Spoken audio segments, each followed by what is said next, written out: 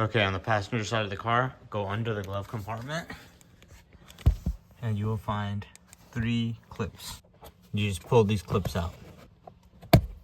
Just like that, they come straight out.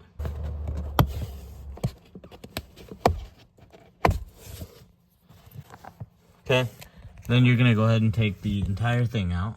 I'm doing this with one hand. You see it's just tucked in under there. So you just squeeze it out and you'll be left with that.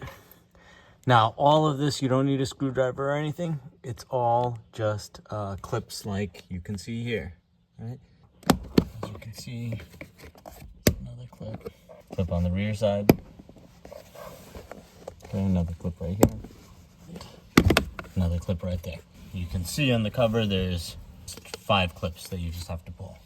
Then your air filter will come straight out.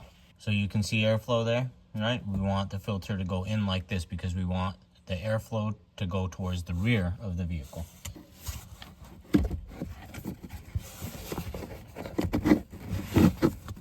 Line it straight up. And then you're gonna put this back on. It's 5. 4, 5. Gonna bring this little foam cover back.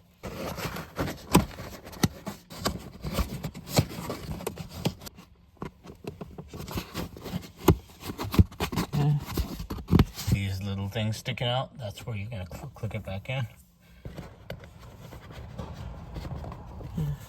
Again, you can see the little plastic black thing that comes out where you plug it into. Just plug it in there. That's it. And just make sure you're tucked in correctly all over here and everything. And you're good to go.